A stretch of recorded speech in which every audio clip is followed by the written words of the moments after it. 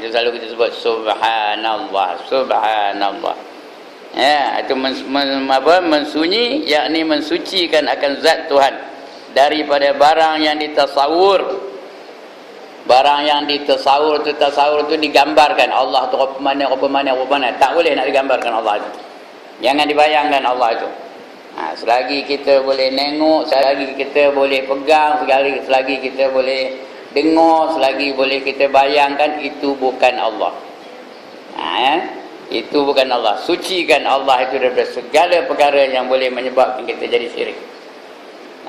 Itu namanya mensucikan zat Tuhan daripada barang yang ditasawur. Tasawur itu yang digambarkan. Artinya barang yang dapat akan dia pada segala faham, dan barang yang diterlintas akan dia pada segala waham. Kita syak itu Allah pun bukan itu. Waham pun tak, itu bukan Allah. Zan pun bukan Allah. Selagi boleh digambarkan, selagi boleh dibayangkan, selagi boleh didengar, selagi boleh dilihat, selagi boleh dipegang, itu bukan Allah. Itu artinya ya, mensucikan Allah dari segala perkara yang boleh menyebabkan kita ini jatuh syirik. Itu artinya makna tauhid itu sebenar-benar kita mensucikan Allah, mentauhid, mengesahkan Allah. Hanya Allah saja yang esa, hanya Allah saja Allah. Yang lain itu semua bukan Allah. Betul bila kita sebut la ilaha illallah, ada nafi, ada isbat. Mula-mula kita nafikan la ilaha, tidak ada Tuhan, illallah, melainkan Allah. Allah saja yang Tuhan. Itu dia diisbatkan, ditetapkan bahawa Allah itu adalah Tuhan. Yang lain semua bukan. Lembu bukan, patung bukan, tokong bukan, orang bukan, matahari bukan, bulan bukan, apa saja semua itu bukan Allah. Allah itu hanya Allah saja. Itu namanya mengisbatkan, menetapkan hanya Allah saja, itu ialah Allah. Bermula murad, tengok muka surat 18. Bermula murad yang demikian itu, murad itu yang dikehendaki. Itu arti murad, yang dikehendaki. Bukan nama orang murad ni ya. Yang dikehendaki, yang dimaksudkan apa? Itu namanya murad. Yang demikian itu, dikehendaki yang demikian itu, atau maksud yang demikian itu, menafi akan menerima bahagi. Tuhan tu tidak boleh dibagi-bagikan. Tak ada pula ada 2 Tuhan, 3 Tuhan, 4 Tuhan, tak ada. Tak boleh dibagi-bagikan. Dan tasbih itu artinya kita bandingkan dia dengan sesuatu yang lain. Syubhah, ada perkataan tasbih tu lah, ada perkataan syubhah. Dan misal, tak boleh nak dimisal-misalkan. Allah tu macam matahari, Allah tu macam bulan, Allah tu macam bintang. Tak boleh. Allah tu Allah saja. Dan syirik tu dia menyatakan atau menyatakan sesuatu yang lain seperti Allah Ta'ala. Itu syiriknya. Mensyarikatkan. Apa syarikat? Saya keluar RM500, Cik Dolah keluar RM500, kami tubuhkan syarikat. Itu nama syarikat ya. Bukan kita menafikan sifat Allah, tidak, tapi di samping Allah ada lagi makhluk yang macam Allah tu. Kekuatannya macam Allah, kekuasaannya macam Allah, kebolehannya macam Allah, ilmunya macam Allah. Itu syirik namanya. Syirik tu ada 3. Pertama syirik jali namanya. Kedua syirik khafi namanya. Ketiga syirik kecil. Ada lagi satu ulama menyebutkan syirik juga, tapi yang ini dipertikaikan oleh setengah ulama. Ada lagi satu syirik namanya syirik harus. Ada pula syirik yang harus itu setengah ulama mengatakan, tapi banyak dipertikaikan oleh setengah ulama yang lain. Yang pertama syirik jali, syirik yang nyata, yang terang. Macam orang Hindu nyembah tokong tu, itu syirik jali. Orang Cina nyembah gambar tu, itu syirik jali tu. Lagi apa? Macam kata orang dulu-dulu, nyembah pokok besar dan sebagainya. Itu syirik jali. Syirik yang nyata, syirik yang terang-terang. Yang kedua syirik khafi, syirik yang tersembunyi. Khafi itu tersembunyi. Seperti kita menyamakan sifat Allah dengan sifat makhluk. Bukan tak ya Allah menyembuhkan penyakit, kata dia. Tak, bukan menafikan tu. Bukan tak ya Allah menyembuhkan penyakit, kata. Tapi tok pawang berain tu boleh juga menyembuhkan penyakit. Kena tok pawang berain? Tak kena? Dari kampung datang ni. Dia pun boleh juga menyembuhkan penyakit, kata. Sudah serupa tok pawang berain dengan Allah. Itu syirik tu, syirik khafi namanya. Tersembunyi, kecuali orang yang ada ilmu. Orang yang ada ilmu dia tidak tersembunyi. Dia terang, dia nampak yang mana syirik, yang mana tidak syirik. Macam mana tersembunyinya? Seperti bulu yang hitam pada kaki yang hitam, pada badan semut yang hitam, di atas tunggul yang hitam, di malam yang kelam. Nampak ke tak bulu hitam tu? Sekali lagi, seperti bulu yang hitam pada kaki yang hitam. Kaki itu pula pada badan semut yang hitam. Dah tiga-tiga hitam. Bulunya hitam, kakinya hitam, semut pun hitam. Di atas tunggul yang hitam, di malam yang kelam. Nampak ke tak? Nampak ke tak? Tak nampak, tak usahkan bulu yang hitam tu, tunggul pun tak nampak kalau di malam yang kelam. Begitulah tersembunyinya syirik ini. Kecuali bagi mereka yang ada ilmu pengetahuan. Dia ada ilmu, maka dia tidaklah berlaku syirik. Jadi kita kena jaga baik-baik. Di antaranya apa? Menyamakan hukum Allah dengan hukum manusia. Banyak orang tak faham ni. Seropek aja katanya.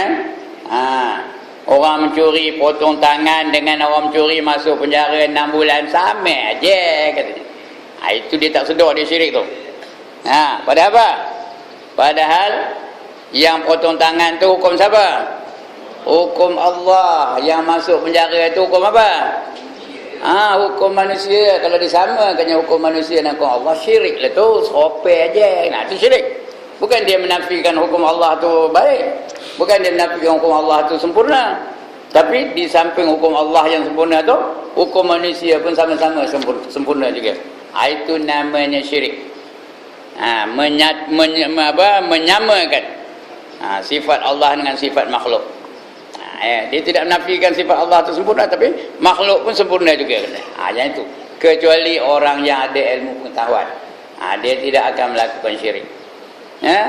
Hari ini apabila orang nak melaksanakan hudud, ramai tak mempertikaikannya? Ramai tak? Ramai tak sedar dia betul syirik tu. Ada seorang perempuan pengacara TV. Pengacara TV BMF ke apa nama TV-nya. Dia menghina hudud. Adakah hudud tu boleh mendatangkan nasi dalam periuk saya? Ada orang ganggu. Jangan betulkan TV anda.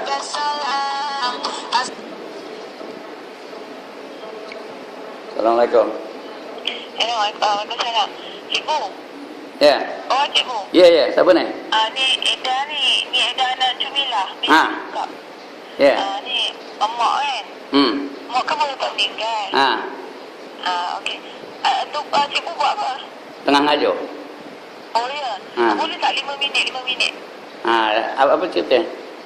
Okey. Ni cikgu dulu kita orang ni nak sampai hajat mak dulu ni. Okey. So fidyah ni dulu. Mak kan ada puasa kan.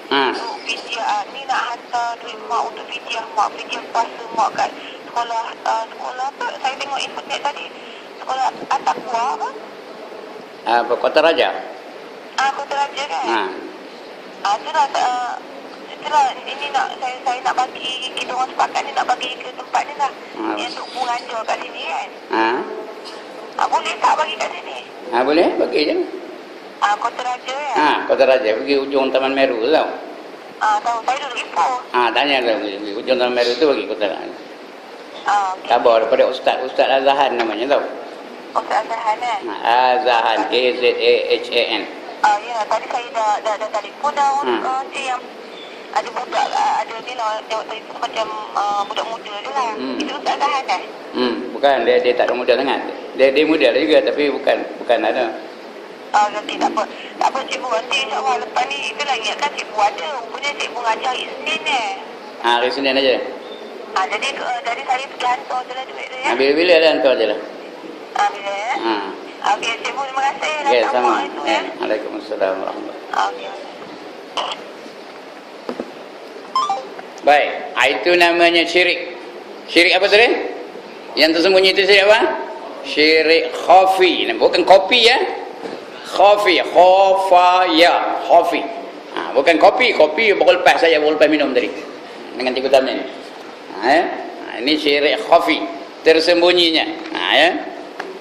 Menyamakan hukum Allah dengan hukum manusia, itu syirik khafi itu. Itu kapio tu tahu. Jangan berani-berani. Kapio tu sama tu syirik tu. Yang kedua, ini yang kedua, yang pertama syirik jali tadi, yang kedua syirik khafi, yang ketiga syirik kecil, syirkul asghar dalam bahasa Arabnya ya. Tuan-tuan dan perempuan dah belajar bahasa Arab ni. Syirkul asghar, alif sad ghain ra. Ya, artinya syirik yang kecil. Kata Nabi, aku takutkan Qomel ni lebih daripada aku takutkan Dajjal. Ialah syirik yang kecil, katanya. Sahabat tanya, apa syirik yang kecil tu ya Rasulullah? Wa ma syirkul asghar ya Rasulullah? Tanya dia kepada Nabi. Jawab Nabi, ar-riya'u. Riak tu rupanya syirik tau, tapi syirik kecil, bukan syirik besar. Dia tidak kafir tapi berdosa besar. Nak dihilangkan syirik itu dulu dalam neraka, baru dia boleh keluar daripada neraka dan boleh masuk dalam syurga selagi dia ada iman. Itu syirik kecil namanya ya. Jadi tiga syirik tu, satu syirik jali, lagi satu syirik khafi, lagi satu syirik kecil. Yang keempat, ada ulama mengatakan ada lagi satu, namanya syirik harus. Haruslah ha alif ra wasin, harus. Tahu harus? Boleh. Ada pun boleh, tak ada pun boleh, itu harus. Buat dan tinggalkan tidak berdosa dan tidak berpahala. Itu harus. Iaitu kita beribadat kerana takutkan neraka dan kerana hendakkan syurga. Rupanya syirik tu ada ulama mengklasifikasikan dia sebagai syirik. Kita sembahyang tadi kerana hendakkan syurga dan kerana takutkan neraka. Itu artinya ikhlasnya itu sudah terjejas, sudah rosak ikhlasnya. Tapi masih dibenarkan. Dapat pahala tapi sikitlah. Standardnya rendah. Macam budak tadika aja. Tahu tadika? Ada coklat baru nak buat kerja. Kalau tak ada coklat, tak nak kerja. Itu tadika. Ya. Kita kena jadikan syurga dan neraka itu sebagai pendorong saja. Tapi jangan kerana takut, bukan jangan kerana hendakkan syurga tu. Jangan kerana takutkan neraka. Kita buat tu kerana apa? Semata-mata kerana Allah perintahkan kita buat. Kita tinggalkan satu perkara pun semata-mata kerana Allah perintahkan kita supaya meninggalkannya. Ya, soal neraka syurga itu hak Allah Ta'ala. Dia boleh bagi syurga kepada siapa yang dia kehendaki, dan dia juga boleh bagi neraka kepada siapa yang dia kehendaki. Jadi dia kena ikhlas. Itu lawan syirik tadi, ikhlas semata-mata kerana Allah. Lawan riak tu ikhlas ya. Jadi ulama ada yang mempertikaikan ini. Mana ada syirik tu harus, mana syirik tu tetap berdosa, syirik tu tetap kafir, kata setengah ulama ya. Jadi yang nombor 4 ni kita KFV dulu. Ya. Tapi benda tu ada. Itu juga dikatakan syirik. Baik. Bermula murad yang demikian itu menafi. Menafi tu apa? Berarti menafi. Cakap Melayu ni, menafi apa? Menidakkan. Kalau saya kata, lah mikir curi je, apa jawab? Apa jawabnya? Ke? Idak. Idak itu menafikan tu. Ya. Itu namanya menafikan. Bukan. No. I'm not that type. Kalau cakap putih lah, itu menafikan. Macam orang bercara lah. Kalau dia menafikan, dia menolak. Ya? Tak nak. Itu menafikan. Akan menerima. Ya. Bermula murad yang demikian itu menafi akan menerima bahagi. Allah tu tak boleh nak dibagi-bagi. Tak ada pula juzuk-juzuk Allah tu. Ada kepala, ada kaki, ada tangan, ada lutut, ada pinggang. Tak ada. Ya? Tak boleh nak dibagi-bagi. Dan tasbih itu menyamakan dengan sesuatu yang baru. Allah tu rupa gajah, Allah tu rupa matahari, Allah tu rupa bulan. Itu namanya tasbih syubhah. Tahu syubhah? Makanan kalau syubhah apa? Boleh halal, boleh haram. Samar-samar. Allah tak ada apa itu. Dan misal tu apa? Allah tu seperti bulan, Allah tu seperti bintang, Allah tu seperti apa? Pokok besar, Allah tu seperti nyamuk. Itu misal dibandingkan. Tak ada bandingan ya. Dan syirik pada zatnya. Syirik itu menyatakan sesuatu yang lain tu sama dengan zat Allah Ta'ala. Dan pada segala sifat-sifatnya. Sifat Allah tu namanya serupa dengan sifat kita, tapi hakikatnya sama ke tak? Allah itu berilmu, saya pun ada ilmu, tapi serupa ke ilmu Allah dengan ilmu saya? Jauh benar bezanya. Ilmu kita ni satu dunia tu, manusia ni ilmunya satu dunia ni berkumpul, dimiliki oleh manusia tu. Ibaratnya seorang mencecahkan sebatang jarum dalam lautan yang besar, tarik balik jarum tu ke atas, yang lekat pada jarum tu, air yang lekat pada jarum tu, itulah dia ilmu dia miliki oleh manusia. Sedangkan air yang tinggal dalam laut tu ilmu siapa? Ilmu Allah Ta'ala. Faham ni? Itulah, itu kongsi tu semua dalam yang pada jarum tu, semua kita punya tu. Profesor-profesor punya, cendekiawan punya, cendawan punya, ya, pakar-pakar punya. Sebesar itu ajalah ilmu manusia. Sedangkan yang tinggal dalam laut tu, itulah dia ilmu Allah Ta'ala. Nama siapa? Ilmu. Kita ada ilmu, Allah pun ada ilmu, tapi hakikatnya tak sama. Ya. Itu artinya apa? Dan segala sifatnya. Jadi jangan syirik pada zatnya dan syirik pada sifatnya, dan juga segala perbuatannya. Tengok perbuatan manusia berbanding dengan perbuatan Allah, serupa ke lain? Perbuatan manusia, ya, dia makin lama makin elok, makin lama makin cantik, makin lama makin canggih. Kenapa? Perbuatan manusia itu tidak sempurna. Kalau sempurna, tak boleh nak dicantikkan lagi, tak boleh nak diperbaharui lagi, tak boleh nak ditambah-tambah lagi. Kalau dia kalau perbuatan manusia, kalau dia dah sempurna. Tapi perbuatan manusia sempurna ke tak sempurna? Sempurna ke tak sempurna? Tak sempurna. Tengok mentokar. Kita ni dah tua-tua belaka. Ingat tak mentokar tahun 50-an? Mana rupanya? Mentokar tahun 50-an mana rupanya? Macam kotak aja. Nak nyetaknya macam mana? Pakai engkor, dia tahu. Mana orang engkor? Kalau orang mengah nak nyetaknya, pensan terus. Itu mentokar tahun 50-an. Ya. Mentokar sekarang macam mana? Cuba tengok sekarang ni. 4-wheel drive tu. Ya. Yang apa tu, Pajero tu. Tengok mana rupanya. Kalau jalan kelakar pun dia elok licin aja. Ya. Ada aircon dalamnya, makin lama makin maju, makin lama makin maju, makin lama makin maju. Kenapa? Kerana perbuatan manusia tak sempurna. Dia boleh dimajukan lagi, boleh ditambah elokkan lagi, boleh ditambah baik lagi. Itu perbuatan manusia. Tapi cuba tengok perbuatan Allah yang tak ada campur tangan manusia. Tengok matahari. Ada berubah ke matahari tu? Dulu bulat, genari, bujur ada? Ada ke? Ada pernah dia sakit perut? Mana matahari tak keluar ni, dia pergi klinik sakit perut, ada? Mentokar baru beli, kadang tersadar tepi jalan. Baru beli itu perbuatan manusia dibandingkan dengan perbuatan Allah Ta'ala. Lebih-lebih lagi kita ni, siapa menjadikan kita? Siapa tukang kita?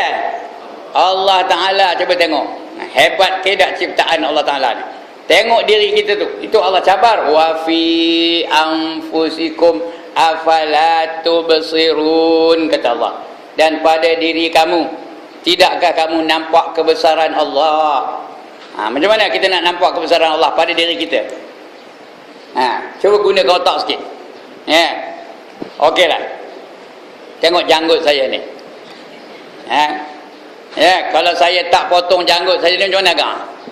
Apa jadi? Panjang sampai ke pintu sana pun boleh, kalau tak ada potong-potong. Ya ke tak? Ada bangkangan? Ada ke tak? Tengok misal saya ni, kalau tak potong macam panjang sampai nutup bibir pun. Ya ke tak? Ada bantahan? Kuku kita tak potong macam mana? Panjang sampai ke pintu sana pun boleh. Mengrekod aja panjangnya. Tapi tengok bulu kenin saya ni. Panjang ke dah? Ada ke pernah saya motong bulu kenin? Ada ke pernah saya mencukur bulu kenin? Ngapa dia tak panjang apa ni? Siapa yang menentukan bulu kenin ni? Apa ni? Allah Ta'ala. Allah nak jaga makhluknya. Sebab itu tidak dipanjangnya bulu kenin, tidak dipanjangnya bulu mata. Kalau dipanjang bulu mata, ketuk kan nak nyelik ke mata membayar. Pasal dia dah buka, dah panjang. Kalau panjang le bulu kenin ni, macam mana nak datang naik motor? Macam mana nak datang naik motor? Macam mana nak buat bertokar? Saya dari kampung, macam mana nak buat bertokar kalau panjang bulu kenin ni? Sudah tak nampak, kena sebab begitu. Nak ngajar pun kena sebab dulu. Assalamualaikum. Sikit ke punya susahnya. Jadi Allah bagi kita senang dibiarkannya bulu kenin kita tu, hak itu je. Kalau kita cukur bulu kenin kita ni, dia tumbuh balik ke tak? Tak percaya lepas ni kan cakap try cukur. Tumbuh balik ke tak? Tumbuh. Dia akan tumbuh balik. Tapi sudah sampai kepada had yang ditentukan, dia dah berhenti tumbuh. Had itu je lah. Tak boleh panjang lagi. Inilah tanda kebesaran Allah Ta'ala. Itu tanda ni. Begitu juga selain daripada itu, Allah jadikan malam dan siang untuk jaga kita lah ni.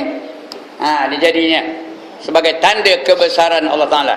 Inna fi khalqis samawati wal ard wa ikhtilafil laili wan nahar la ayatil liulil albab, kata Allah.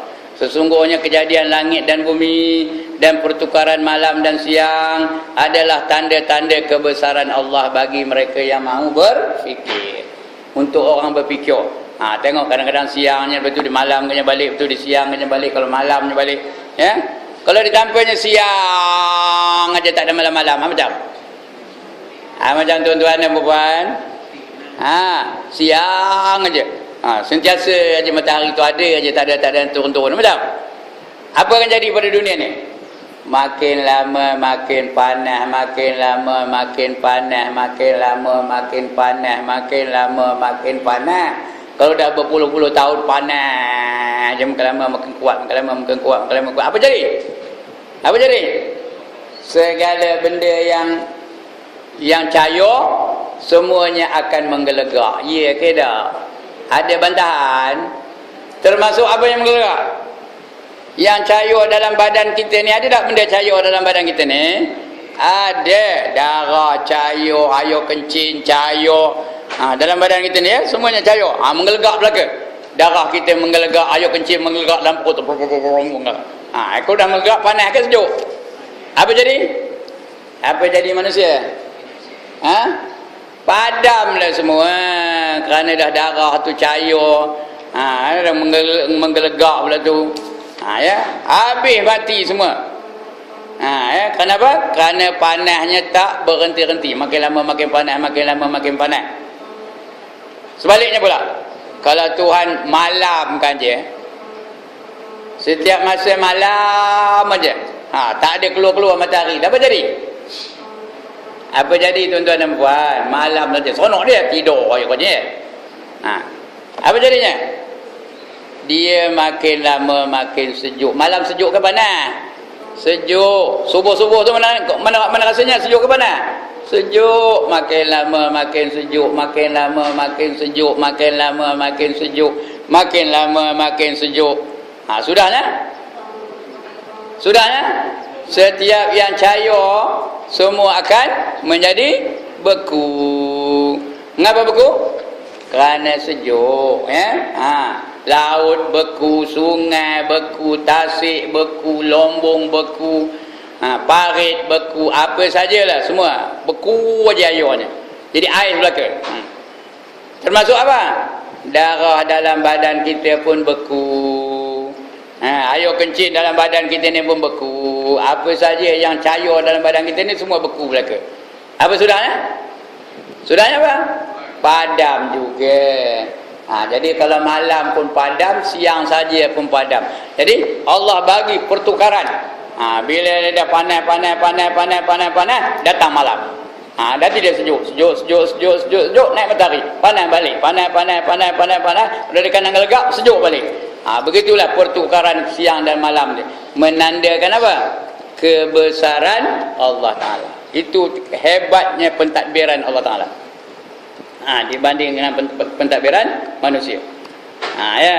Inilah nak tahu dia. Bermula murad dengan demikian itu menafi dan menafi akan menerima bahagi. Allah tu tak ada menerima bahagi dan tasbih dan misal dan syirik pada zatnya dan pada segala sifatnya. Sifat ni, sifat Allah dengan sifat kita namanya serupa. Allah melihat, kita pun melihat, nama serupa. Allah mendengar, kita mendengar. Allah ada ilmu, kita pun ada ilmu. Tapi hakikatnya serupa ke tak? Jauh bezanya. Allah melihat, kita pun melihat. Allah apa benda yang dilihatnya? Selagi benda tu ada akan dilihat oleh Allah Ta'ala. Tak kira dalam gelap pun Allah nampak, jauh pun Allah nampak. Dekat pun Allah nampak, besar pun Allah nampak, halus pun Allah nampak, renik pun Allah nampak, tersembunyi pun Allah nampak. Malahan dalam hati kita ni pun Allah nampak. Kita nampak bila? Nampak apa? Apa yang kita nampak? Mana yang mata kita boleh tengok, nampak lah. Di depan saya tu, saya nampak ni. Ni berapa orang tu. Yang besar-besar tu nampak lah. Tapi yang tempat lain saya tak nampak. Yang terseruk tak nampak. Yang tersembunyi tak nampak. Tambah gelap apa ni. Kalau ada orang nyongor saya pun saya tak tahu ni. Kalau ada orang nyongor, aku tengok. Anda tahu kan? Tak nampak. Tapi Allah nampak tak? Allah nampak ke tak? Nampak. Itu bezanya pandangan Allah dengan pandangan kita. Tersembunyi pun Allah nampak, jauh pun Allah nampak, dalam gelap pun Allah nampak, terang pun Allah nampak, di mana-mana saja Allah nampak. Baik. Namanya boleh serupa. Allah melihat, kita pun melihat. Tapi Allah melihat bukan dengan mata, kita melihat dengan mata. Allah melihat dengan sifat basarnya. Allah mendengar dengan sifat samaknya. Kita mendengar dengan apa? Dengan telinga. Ada telinga ni baru dengar. Itu telinga pun nak berlubang. Kalau tersumbat telinga tak dengar juga. Dalam telinga tu ada apa yang boleh dengar tu? Apa? Ada gegendang namanya, eardrum cakap orang putih. Gegendang tu bila keluar satu suara tu masuk dalam telinga tu, bergetar gegendang dalam telinga tu, bergetar. Tak bergetar. Tak tahu kena getaran. Bergetar. Getaran jiwa. Tak pernah dengar? Bergetar dalam situ. Baru boleh kita dengar. Bila dah tua kata saya ni, udah korang dengar. Ngapa? Kenapa? Udah labang. Ngapa labang? Kenapa? Kerana gegendang tu dah tebal. Udah tak ada bergetar lagi lah. Dia macam-macam jadi tebalnya. Kulit tu makin tua makin tebal, makin tua makin tebal. Itu ada pula tai telinga hidup dia keluarkan tai telinga tu. Menambahkan tebal lagi. Gegendang tu. Udah tak dengar. Saya ni sekarang ni tak dengar ni. Bukan banyak, bukan kuat, bukan dengar sangat. Sebab tuan-tuan dan puan-puan nak cakap dengan saya nak kena kuat. Kalau tidak saya tak dengar. Kerana saya ni keturunan orang pekak. Tok saya tu nombor 1 pekak namanya. Namanya Ibrahim juga namanya. Tahu? Ibrahim pekak keluar dia. Kalau depan-depan boleh dia dengar. Pasal dia nampak bibir kita meromik tu. Kalau di belakang lantak bertempik pun tak dengar. Saya dah habis dulu tu. Makin lama makin pekak, makin lama makin pekak lah. Cuma kalau ada orang umpat saya sikit tu saya dengar. Okey. Telah berkata Syekh Junaid. Junaid namanya Junaid, gelarannya Junaidil Baghdadi. Junaidil Baghdadi. Artinya Junaid tu duduk di mana? Di Baghdad. Itu dipanggil Junaidil Baghdadi. Macam dolar ni ke Abdullah Al-Kuala Dipangi. Ngapa dipanggil Kuala Dipangi? Dia asal dari Kuala Dipang. Saya Ibrahim Al-Kampari. Ngapa? Kerana saya duduk di kampung. Ini pun Junaidil Baghdadi. Apa kata dia? idza intahat aqulul uqala'i fit tauhid ilal khairati fa huwa tauhid. Artinya apabila berkesudahan oleh pendapatan akal daripada segala orang yang berakal pada mengesakan Allah kepada tercegang, maka itulah tauhid. Bila kita kaji Allah tu tak ada bandingan dengan siapa. Tak ada yang lain macam Allah itu. Dan sama ada sifatnya, zatnya ataupun perbuatan Allah. Tak ada siapa. Itulah namanya tauhid. Hanya Allah lah Tuhan kita. Tuhan kita hanya Allah. Tidak ada yang serupa dengan Allah Ta'ala. Itu namanya tauhid. Apabila berkesudahan, cari tak jumpa Allah, jumpa lagi. Itulah dia Allah. Cari tak nampak Allah. Allah lah tu. Cari tak ada siapa yang menyerupai Allah. Itu Allah lah tu. Itu namanya tauhid.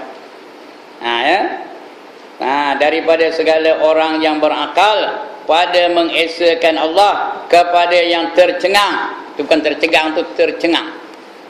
Heran dia dengan keesaan Allah Ta'ala. Heran dia dengan perbuatan Allah Ta'ala. Heran dia dengan ajaib, penuh dengan ajaib ciptaan Allah Ta'ala tu. Maka itulah dia tauhid. Tengok Allah cipta bunga. Semua orang sukakan bunga. Mengapa? Kerana bunga tu cantik. Bunga tu wangi. Bunga tu harum. Siapa menjadikannya? Allah Ta'ala. Tengok berbagai-bagai warna bunga tu. Bunga ros saja. Tahu tak tuan-tuan dan puan-puan, dalam dunia ni ada berapa jenis bunga ros? 124,000 jenis. Tahu? Bunga ros saja 124,000 jenis. Bau pun macam-macam bau. Warna pun macam-macam warna. Di negara ini lain bunga ros, di negara ini lain bunga ros itu. Mana datang idea tu? Itu tanda kebesarannya. Kita tak terfikir dek kita. Tengok manusia kita ni, tengok kita ni.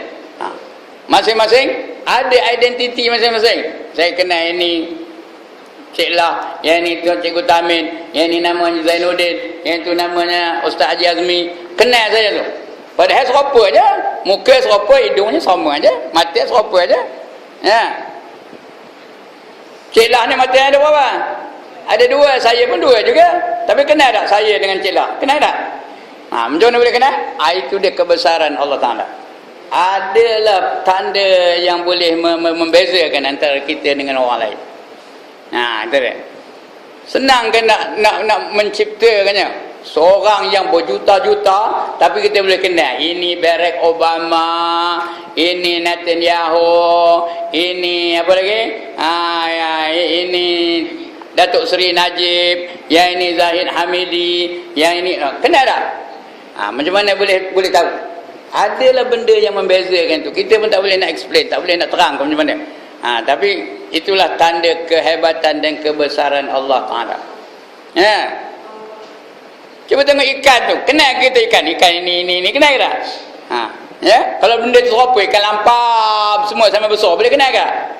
Yang ni Ahmad, yang ni Manak, ada? Boleh kenal? Mana kenal? Serupa aja. Tapi manusia kita boleh kenal. Ada berapa juta manusia sekarang ni yang ada dalam dunia ni?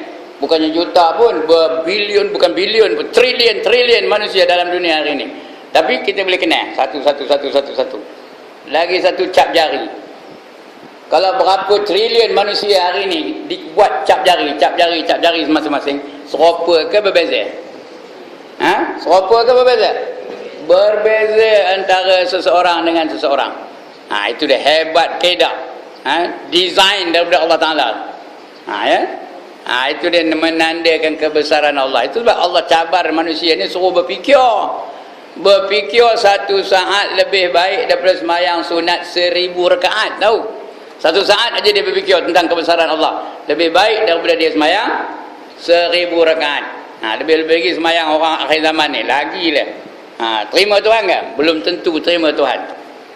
Kadang-kadang takbiratul ihram pun tak betul. Allahu Akbar. Betul kan? Betul kan? Allahu Akbar. Betul kan? Ya. Allahu akbar. Betul ke? Allahu akbar. Betul ke? Kalau kopi itu semayangnya 1000 rakaat, ada pahala ke tak? Mana ada pahala? Tapi kalau dia fikir 1 saat aja, lebih besar pahalanya daripada dia sembahyang 1000 rakaat. Sebab tu dia suruh kita fikir. Sebab tu Allah selalu sebut dalam Quran, afala tatafakkarun. Apakah kamu tak boleh berfikir? Afala tatazakkarun. Apakah kamu tak dapat peringatan? Afala taqilun. Apakah kamu tak berakal? Kata Allah, ya. Dan sebagainya. Dia cabar manusia supaya menggunakan akal. Baik. Dan lagi katanya siapa? Kata Syekh Junaid tadi. Apa katanya? At-tauhidu makna tadmahilu fihi rusumu wa tandarisu fihi al-ulumu wa yabqa Allah Ta'ala kama lam yazal fil azal. Artinya bermula tauhid, iaitu makna yang bilang padanya oleh segala alamat,